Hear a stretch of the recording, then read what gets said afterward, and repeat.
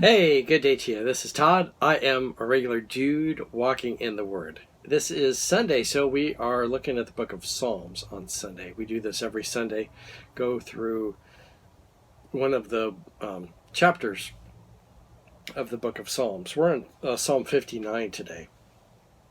Psalm 59 is another very interesting psalm.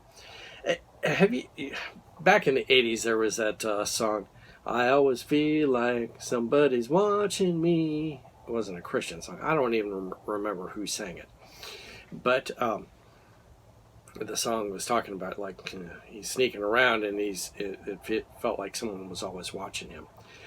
Well, in this particular psalm, David could be singing that same song, like someone's watching me. And that's what was happening here. And let me give you the heading of what this psalm says. This is Psalm 59. It says, for the director of music to the tune of Do Not Destroy of David, a miktam, when Saul had sent men to watch David's house in order to kill him. Okay, imagine you're at your house and you're just minding your own business, doing what, actually working for Saul, being one of his warriors, and he sends guys over to watch you, to kill you, okay? And so this is actually, it's recorded, okay? And this takes place in 1 Samuel 19, verses 8 through 18. It's kind of a funny story because, David, notices that these guys are watching him and has been warned about it. And then he escapes, and then he does the old switcheroo in the bed trick. Like back in college, to make it look like we were in bed sleeping, we would take, in our beds, we'd take pillows and stuff them in there, and then maybe take some clothes and put the clothes on the pillows and put a hat on there to make it look like we were sleeping. And there was really no one in the bed at all. It just looked like someone was in the bed. So if someone came in the room, they'd go, oh, don't disturb Todd, he's sleeping, or whatever. And that's what happened here. His wife actually took an idol, okay? Not a good thing to have an idol laying around, but in this case, she used that idol and dressed up that idol and put it in the bed, and then it deceived Saul's soldiers with that. But so anyway, this whole psalm pertains to that story here. So I want to read, first of all, that story so you know what's going on to that whole thing. And this is taken from 1 Samuel 19, verses 8 through 18. This is after David and Goliath and stuff, and David is really, he's a soldier for Saul. So much so that he's fallen in love with Michal, and Michal's fallen in love with him. And in order to get Michal, David wasn't a rich guy. He had to go and kill a bunch of Philistine guys. And he does that, okay? And so now he's married to Saul's daughter, Michal. You'd think everything would be fine, but no, not at all. So verse 8, it says, once more war broke out, and David went out and fought the Philistines. He struck them with such force that they fled before him, okay? He was just all-around warrior going after these guys. Verse 9, but an evil spirit from the Lord came on Saul as he was sitting in his house with his spear in his hand. While David was playing the lyre, Saul tried to pin him to the wall with his spear. But David eluded him as Saul drove the spear into the wall. That night David made good his escape. Okay, he would escape, and then he would come back because Saul would go, oh man, I'm sorry for, trying to kill you. And so David would come back, and then Saul would try and kill him again. All right. Verse 11, Saul sent men to David's house to watch it and to kill him in the morning. But Michal, David's wife, warned him, if you don't run for your life tonight, tomorrow you'll be killed. So Michal let David down through a window, and he fled and escaped. Then Michal took an idol and laid it on the bed, covering it with a garment and putting some goat's hair at the head. Okay, doing the old switcheroo here to make it look like David's sleeping here. All right. Verse 14, when Saul sent the men to capture David, Michal said, oh, he is ill. Then Saul sent the men back to see David and told them, bring him to me in his bed so that I might kill him. But when the men entered, there was the idol in the bed, and at the head was some of the goat's hair. So Saul is so intent on killing David. He's not just satisfied that David is sick in bed, but he demands, you bring me the bed with David in it so I can kill him. All right. Can you imagine if someone's that eager to kill you that even though you're sick in bed, they still want to kill you? So bring me the bed with him in it so I can kill him. Crazy. Verse 17, Saul said to Michal, why did you deceive me like this and send my enemy away so that he could escape? Keep in mind, David is married to Michal, and they're husband and wife, and love each other, so naturally she's going to do everything she can to save him. And Saul's like in bewilderment. Why would you do that? Let's keep reading. Michal told him, he said to me, let me get away. Why should I kill you?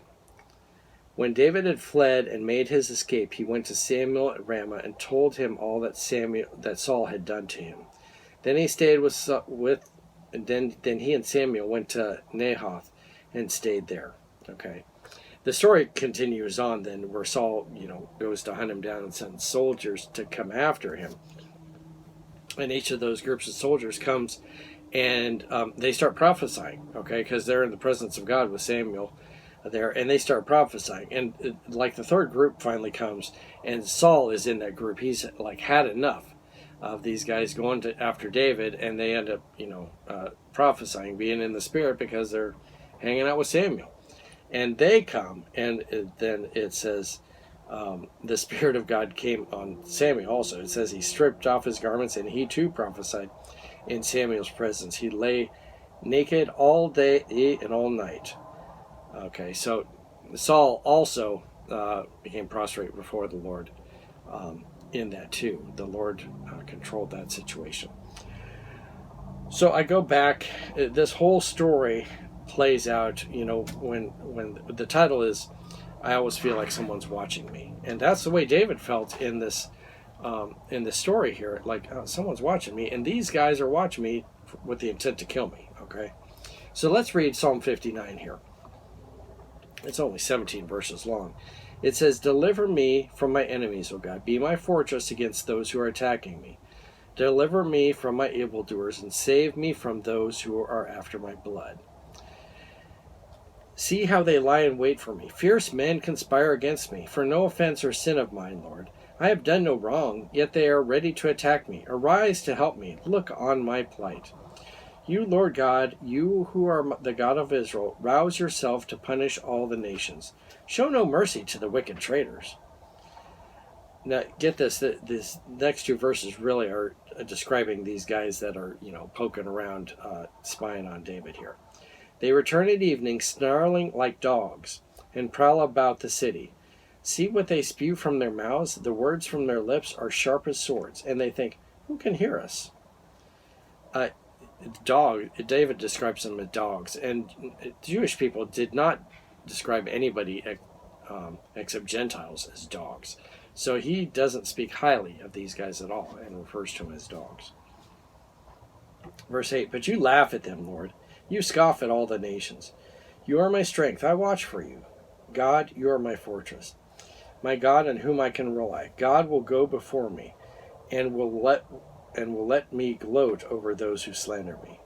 But do not kill them, Lord, our shield, or my people will forget. In your might uproot them and bring them down. For the sins of their mouths and for the words of their lips, let them be caught in their pride.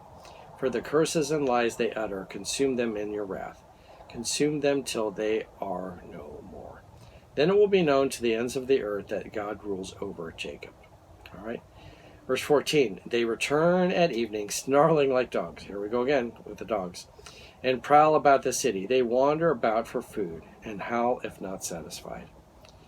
Verse 16, but I will sing of your strength in the morning. I will sing of your love. For you are my fortress, my refuge in times of trouble. You are my strength. I sing praise to you. You, God, are my fortress, my God on whom I can rely. This arguably would probably be one of the first Psalms that David wrote. I'm not saying it's one of the first. But the Psalms where he's talking about the enemies trying to get him, enemies weren't I mean, he was fighting, Philistines and stuff like that. But Saul hadn't, had the full-on war against him quite yet. Remember, he's living with Saul's daughter here. He's married to Saul's daughter. It was after this point where basically David goes on the run, and then many psalms were written after that about, the enemy of Saul, coming after David. So this is one of the first psalms, you might say, where he's talking about the enemy trying to get him, and how he describes the enemy as dogs. But I like, and I'll close with this last the verse 16. It's the second to the last verse. It says, "But I will sing of your strength in the morning. I will sing of your love." He knows he's getting up in the morning. He's not worried about, I wonder if I'm going to be dead tonight. He knows he's waking up in the morning. So he says, "I will sing of your strength in the morning. I will sing of your love. For you are my fortress, my refuge in times of trouble." It's like, God's on my side. I'm going to wake up in the morning. Okay? These guys are hunting me down, and they're supposed to kill me by morning, but I'm going to wake up in the morning. So, God is on our side. Hey, thanks for watching. I'm just a regular dude walking in the Word, and I look forward to seeing you tomorrow as we continue our journey through the book of Numbers, and then next Sunday as we continue looking at the book of Psalms. Lord's blessing. I will see you then.